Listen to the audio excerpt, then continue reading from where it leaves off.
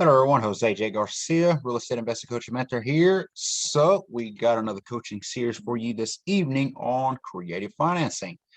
A lot of you on here that I'm looking at, you already had at least one deal, probably getting ready to sell or trying to sell.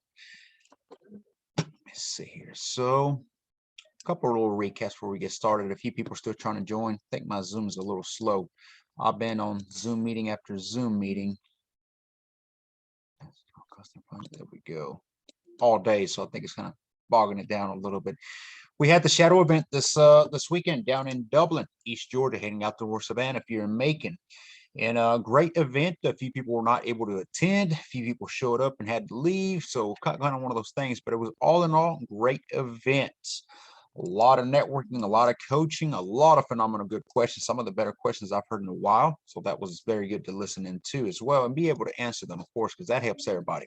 And that goes for this as well, though. I keep saying the same thing that, the more questions you ask, the more you can make these calls, these coachings better. There's a lot of you that are new on here that you've never invested, and a lot of you don't even know a question to ask. That was me a few years back in Fortune Builders, where I started my real estate education. You couldn't ask me to ask you a question because I didn't even know what to ask you. So just hearing other people ask questions, it just made that much more sense to me and it made it better. So do the same on here. Let's all ask questions, anything you may need to know or, that I can answer. But all in all, great event. That was the last shadow that we do the way we've been running it. Some of you did it for the second time around, where it's basically we go out to a mobile home park. We start either in the office or outside the first mobile home that we're going to review. And we start talking topics. It's all about trying to help all of you, understand how to get your first, second, or next deal. Then we go into the first mobile home and we start reviewing it. We have the contractor there, partner management there. All the questions get answered. But starting in October, a lot of planning. And I'm already tossing this out there because it's something we've been looking forward and something we kind of already had structure set pre-COVID and kind of had to give away from it. Obviously, talk about getting in a group setting at that point was not to be heard. But that's back around now where it's going to be more like a two-day structure maybe, or a full day. We don't know yet, but we are going to start more in like a classroom setting. And for those of you that attended that are out there sweating, trying to take notes and ask questions, it's not easy. I know. It is supposed to start cooling down too, so that's going to help out. But setting in a classroom, having a snack, having water, having coffee, all the above, it allows for you to be able to pick up that much more and really tune in and have your pad ready and take notes. So still trying to let a few people come in. Zoom is spinning, so I'm talking a little slow. It is being recorded, so of course they can always catch the recap. But all in all, phenomenal event. So stay tuned for the next one coming up in October. For any of you who want to join, anybody who you're trying to include in part of your team, I would highly suggest, you team up with people who know what you know, or at least trying to get to where you're at so that they understand investing. Creative financing. That is a great topic, especially this time of year. Okay. When you think about creative financing, okay, also think about exit strategies, because that goes hand in hand. And a lot of you investing now thinking, okay, I want to come in and I flip it, or no, I don't want to invest yet. I'm going to wait till next year because there is no way to really flip them. You've heard me coach a few students, or you've heard me say this a few times, and it's all about a spectrum. Think about it that way, from January to December. At the beginning of the year, people have money, period. There's income tax time. There's people getting money. They borrow money, etc. And there's thousands walking around so they can buy a home for 20, 25K. Don't forget that mobile homes are affordable living. Okay. So even then, you're expecting somebody to just have 20, 25K in their back pocket. If so, they may just get a stick bill. They may get a condo. They may get a house. They may get whatever. Okay. So you have to be mindful of that. But selling for cash is always our number one exit strategy when it comes to flipping a mobile home. Financing, creating a note, okay, that's more of a secondary or niceness, if you will. And that's what we do. We create financing. That's a great way to create passive wealth because it is that continued on every month, paychecks coming in. So that's always great to have, but it's never our first exit strategy. But you got to think about exit strategy and all the above. Now, one thing that I see many investors, and I continue to see them, is the mistake of getting into mobile home investing without having an actual exit strategy. There's many exit strategies available. It does not mean that they all work in every market. And many forget that, okay? Now, when you think about investing in a mobile home, the very first thing you should be looking at is market numbers, exit strategies. What is allowed in this market, okay? And what do I mean by this market? All right. What are the rental rates in the area? What are the rental rates in the area? What are moving rates? Okay. What are after repair valued mobile homes being sold for? What sold in the past 30, 60, 90 days, etc. All these things go hand in hand and allow you to decipher what you can and cannot do. The example I always use when it's one of those to rent to own or even rentals is if the lot rents are as high or close to the rental rates in the area, that is not ideal for you to come in and pretend to be a landlord because that's what you're going to be doing.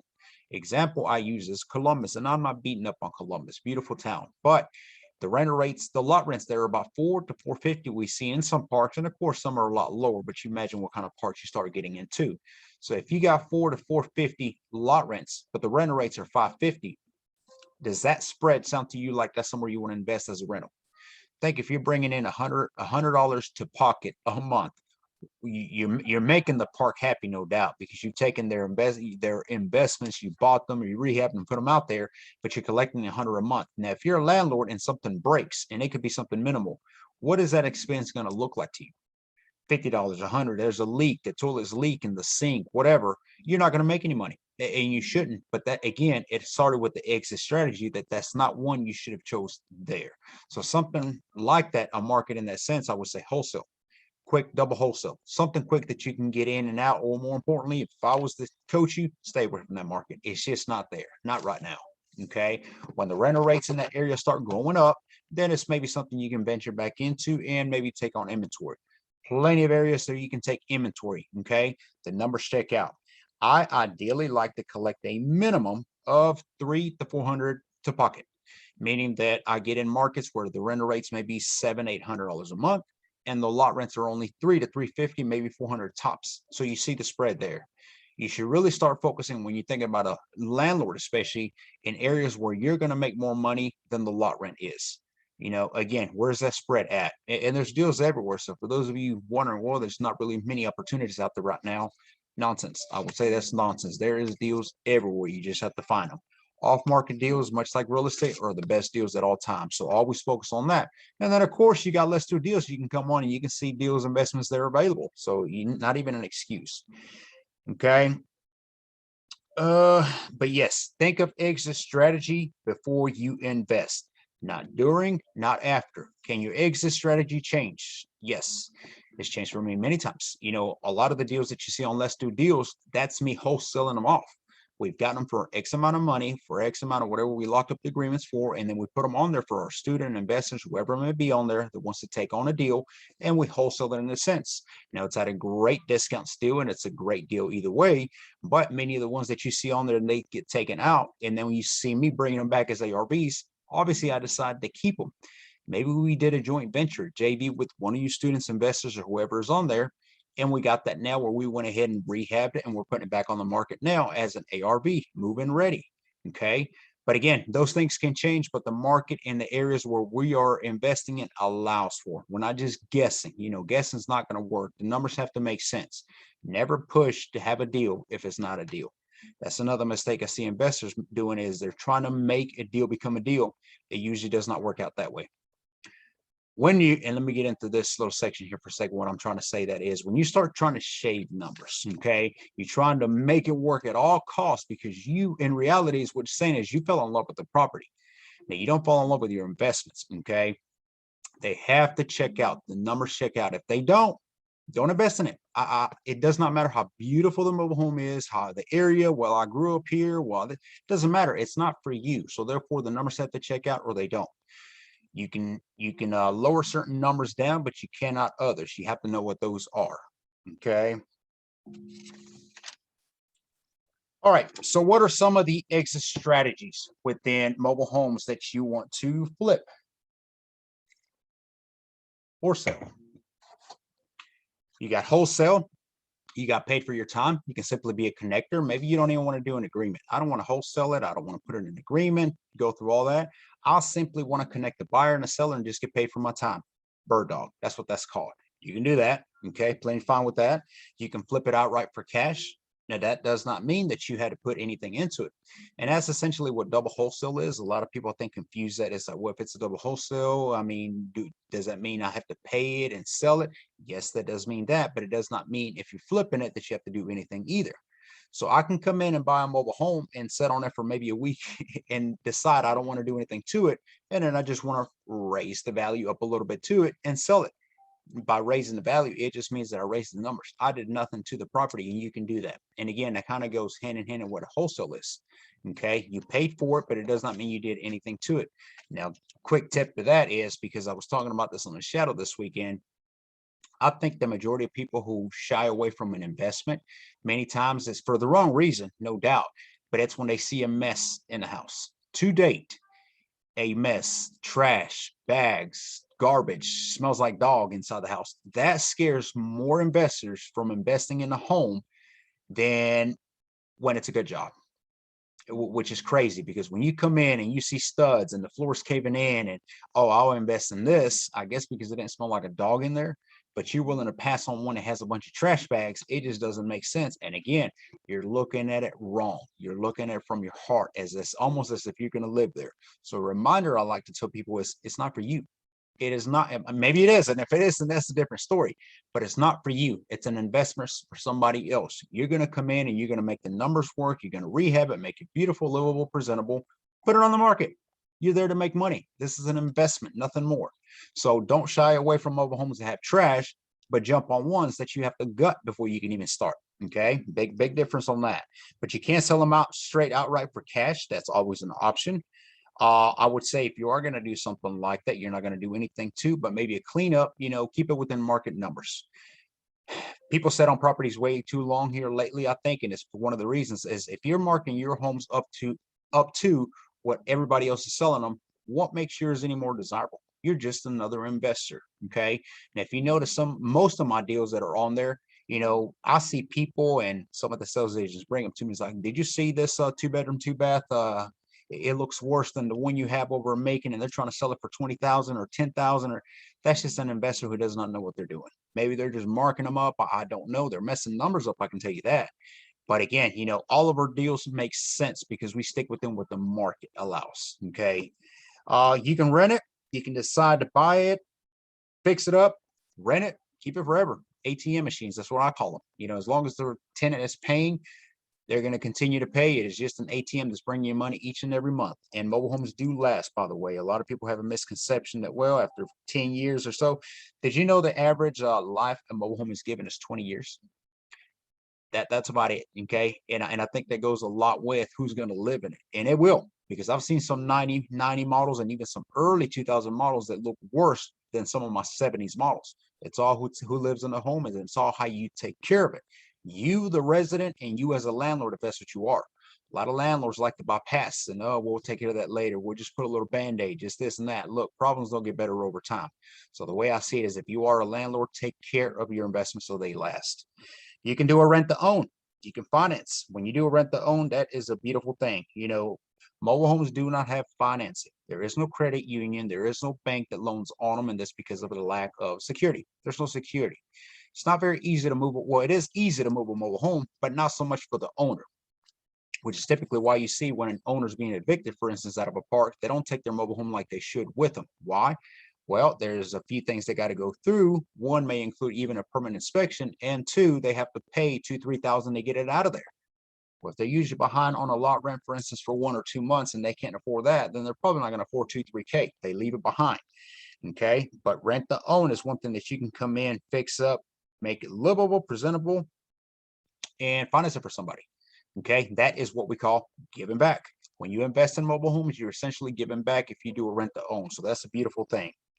And then a note, kind of hand in hand in that. Okay. Either way, is you are financing something that a bank and a credit union has said no to, and that's an option that you're willing to give, and one we work with people every day on. Okay. Quite a few of those that we have on our sheet as well, move-in readies. So Central Georgia more so than anything. We had a couple in Alabama that finally sold, so those are kind of gone. And again, we were able to give that opportunity.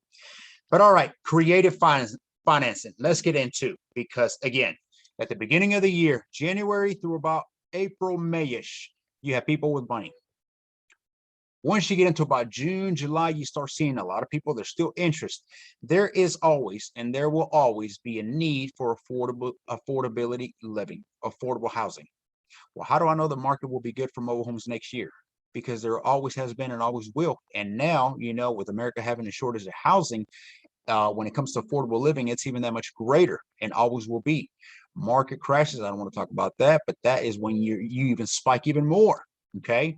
So there's always a need for, there's no such thing, but it does not mean that they're going to be all cash buyers. So forget about that in a sense. Okay. But this is where you're able to do an opportunity. And if you can't, you can't pick a different exit strategy. Maybe it's time for you to go into wholesale a little bit stronger, double wholesale.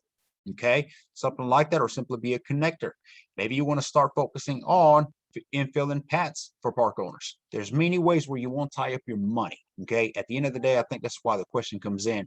Well, if I put 5,000 into it, I really don't have, to wait too. So can I just, I've even heard, can I go ahead and rehab a mobile home now and just let it sit until February? Well, you're still going to have to pay a lot rent for one.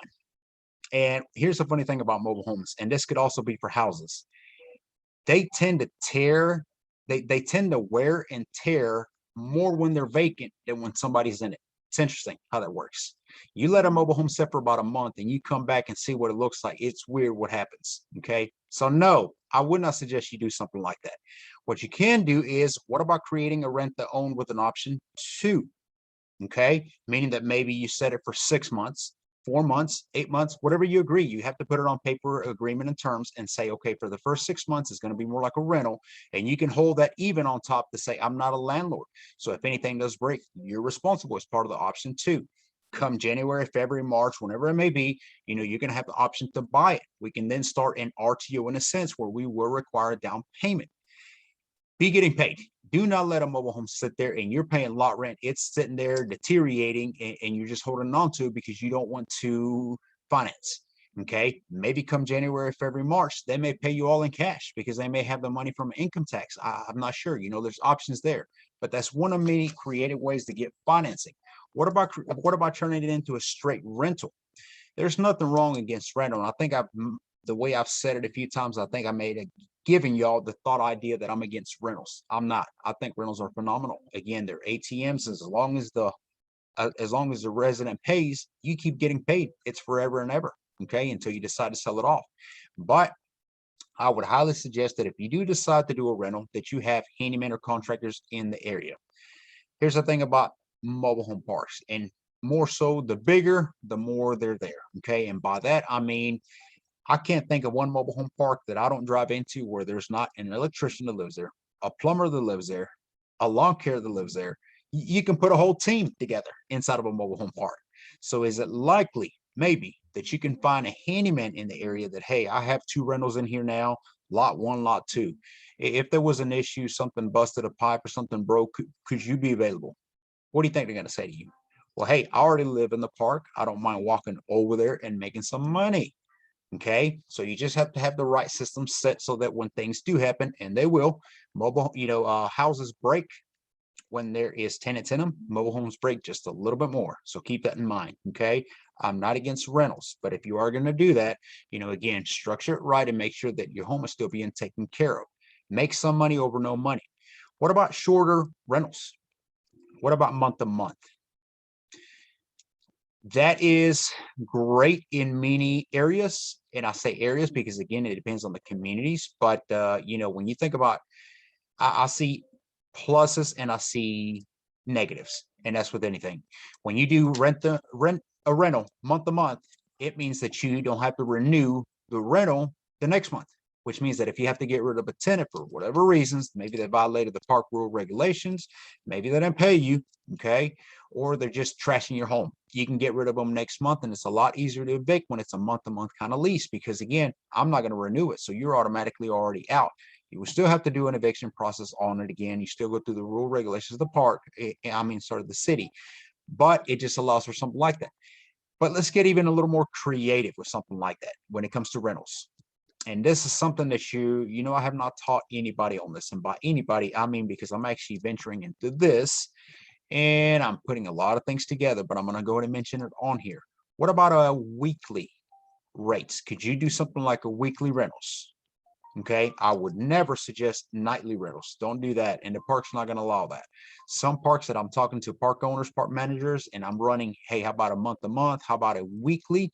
They're not against me doing it. Now they know that I'm only, I'll take care of all the above, but something like that would take you furnishing the home. If you're going to do it more like a rental, in this sense, you're almost playing Airbnb. Is Airbnb allowed in parks? Yes, certain ones. It has to pass certain criteria that, you have, your home has to meet, or your room. That's my next one getting into. Okay. But they will allow it. I personally would not do Airbnb. I would do the Airbnb concept, but on my own terms, if you will. But it is a weekly thing that you can't. And when you think about that, you're thinking, well, there's so many things you have to handle, so many responsibilities. Well, you're an entrepreneur. You're problem solving. Solve it. Okay. When it comes to a rental weekly, what if instead of renting the mobile home for a week or month to month, you rent a room weekly? If you have a 3-bedroom, 2-bath, could you rent every room for a week for, I don't know, $200 a month? I'm sorry, $200 a week, $300 a week per room. What is that equaling to? I don't know. I don't know the markets, or I don't know the numbers. Some are more desirable than others. We've done something similar slightly in Tallahassee, where we're about to most likely do this again, and it worked out very good. So the numbers were there. So, I mean, it's just, again, get creative, start financing. But the one thing I don't want to see an investor do is holding on to a property because I'm going to wait into income tax time. That may work out for you. I don't know how you're going to structure those numbers, but I just, if I'm not getting paid every day, I'm a little upset. So, thinking about going months without it, that's just not going to work. So I'll let y'all decipher on something like that. But there's many ways that exit strategies work within mobile homes. Always check with the park rule regulations, and more importantly, run it directly with the park management. Many times it may be against a park rule regulation, but if it's something that you will work directly and they allow you, that's something that you may be looking into. Any questions on this? How did I know? Let me see. Let me see the chat box. Make sure y'all pay attention to the chat box. There's advertisements only from time to time. So evening. Phil, good evening, sir. Okay. Martha, good evening, ma'am. Monica.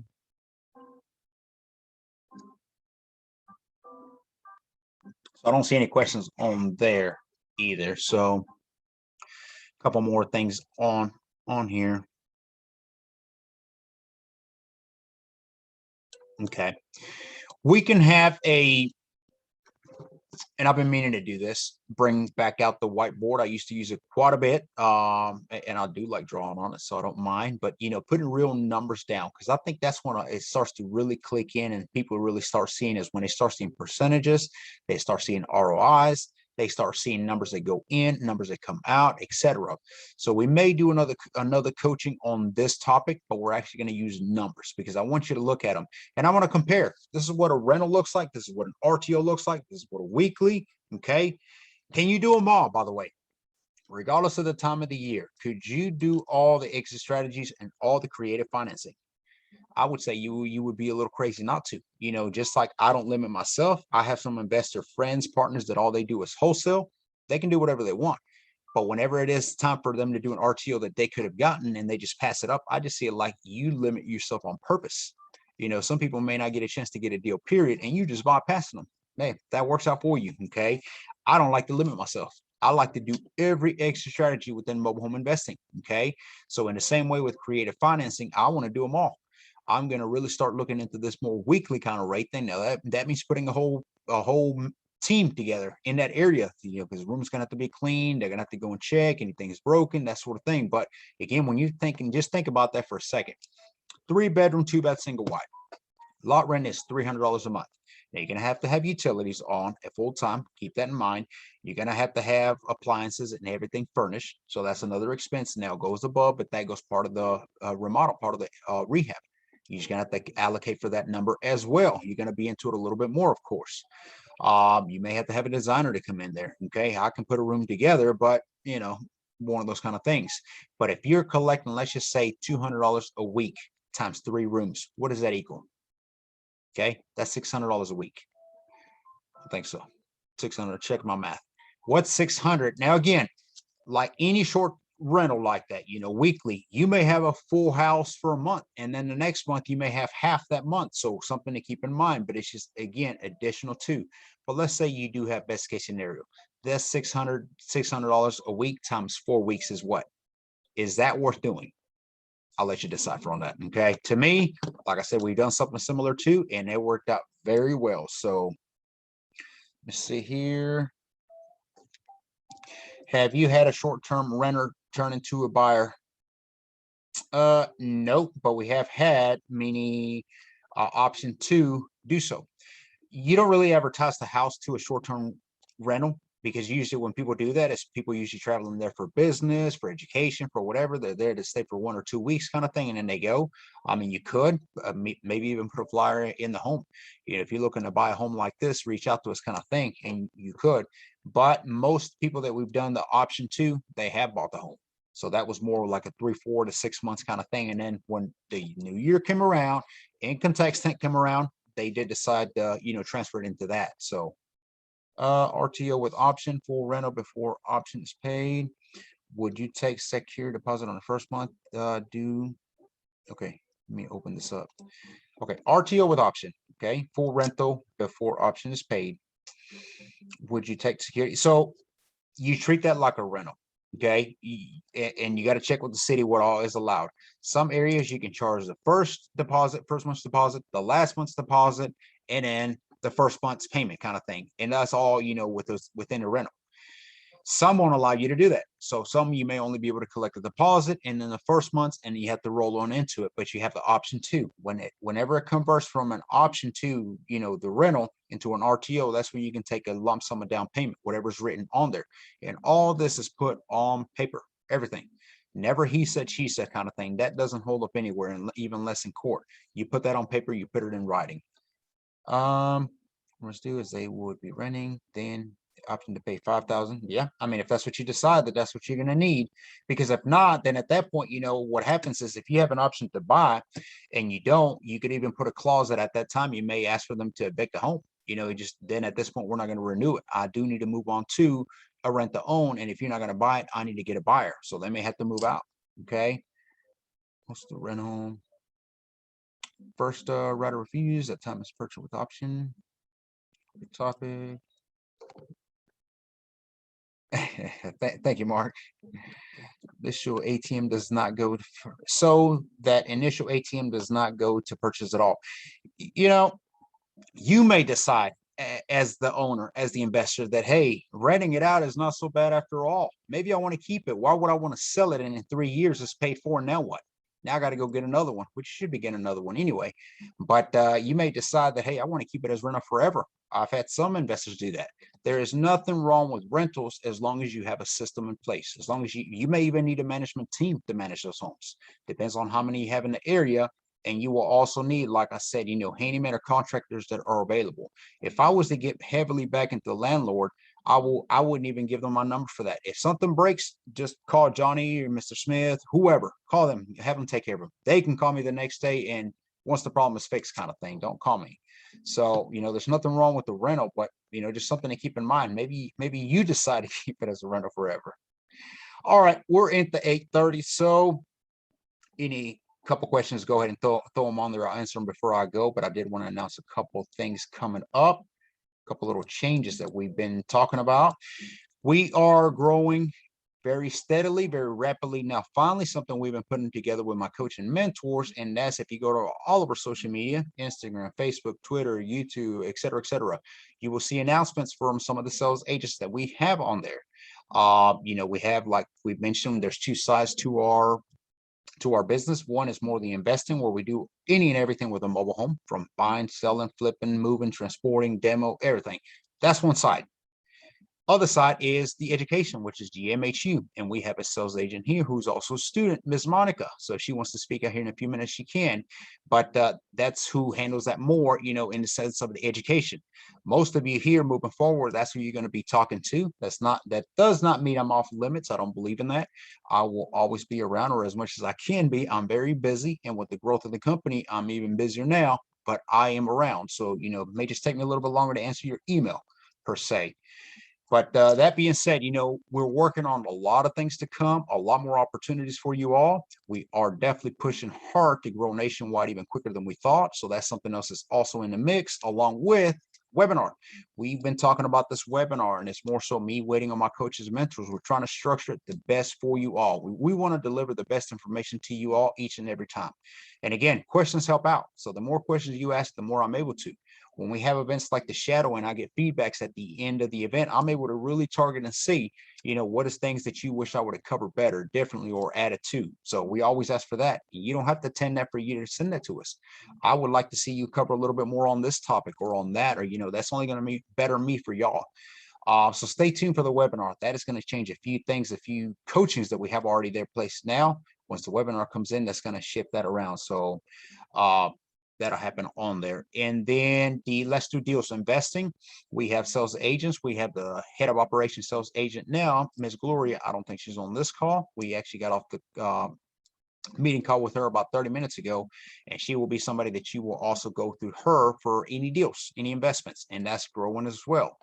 So now for y'all, and I know this is a coaching call, this is not Tuesday. Y'all have a lot more opportunities to invest in mobile homes than you think about.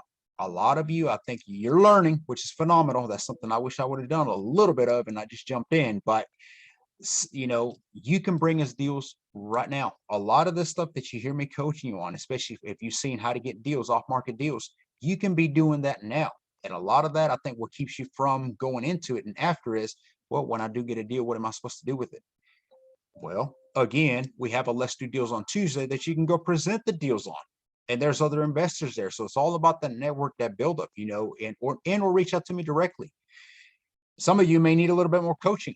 How do I decipher if it is a good deal or not? Reach out to me. Let me help you. Let me coach you. We can set up a structure. You don't forget, you have a 15-minute free consultation with me. That is a Zoom just like what we're doing now, but very direct, you and I. And if there's any questions that I can answer and make you better, more proficient, at the end of the day, it's also going to help me somehow. Okay. It always comes back to you. So the more you give, the more you get. All right, Monica, did you want to say anything on this call?